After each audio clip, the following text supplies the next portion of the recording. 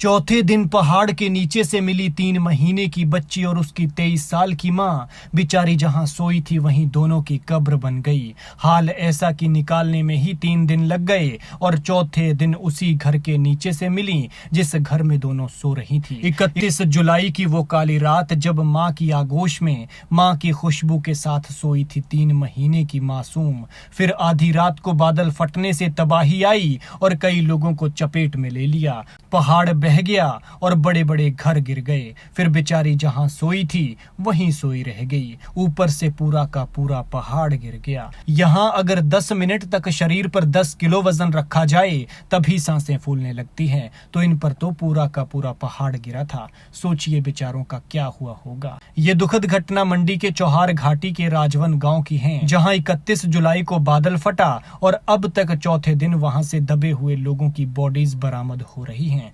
3 महीने की मानवी और 23 साल की उसकी माँ सोनम रात को रोज की तरह बेखौफ होकर आराम से सो रही थी। बच्ची माँ की आगोश में थी, लेकिन किसे क्या पता था कि आज रात तबाही होने वाली है और अगली सुबह देखने के लिए ना बेटी बचेगी ना उसकी माँ रहेगी।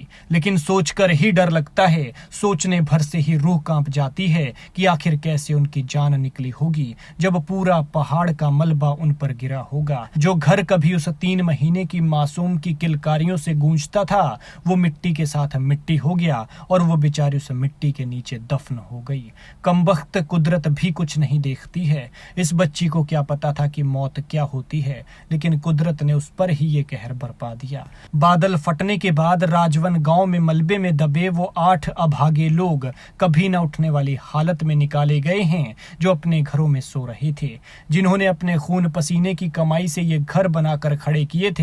फिर तबाही आई और इन्हीं घरों के नीचे दबने से उनकी मौत हो गई। 2 लोग अभी भी लापता बताए जा रहे हैं, जिनके लिए सर्च ऑपरेशन लगातार जारी है। खोजी कुत्तों की मदद ली जा रही है और जहां खोजी कुत्ते कुछ होने का संकेत दे रहे हैं वहां पर खुदाई की जा रही है। बता दें कि मंडी में 31 जुलाई को बादल फटने से भयंकर तबाही आई थी, जिसके बाद राजवन गांव से कई लोग लापता हो गए थे। लापता लोगों को ढूंढने के लिए सर्च ऑपरेशन चौथे दिन भी जारी है। सर्च ऑपरेशन के दौरान रविवार को लापता हुई इस 3 महीने की बेटी और 23 साल की मां की बॉडी बरामद की गई है। इससे पहले बीते रोज यानी शनिवार को यहां से एक महिला की बॉडी निकाली गई थी। खैर, भगवान सभी मृतकों की आत्मा को शांति दे और परिवार वालों को दुख सहने की शक्ति। लेकिन जो लोग लापता हैं उनके परिवार अभी भी किसी चमत्कार का इंतजार कर रहे हैं कि काश कोई चमत्कार हो जाए और उनके अपने मलबे के नीचे से खड़े होकर बाहर निकल कर आ जाएं। इनके लिए दुआ कीजिए कि शायद क्या पता कोई चमत्कार हो ही जाए। आप भी अपना ख्याल रखें और अपने अपनों का ख्याल रखें। नदी नालों के किनारे जाने से बचें, क्योंकि उफान पर हैं और कभी भी अनहोनी हो सकती है।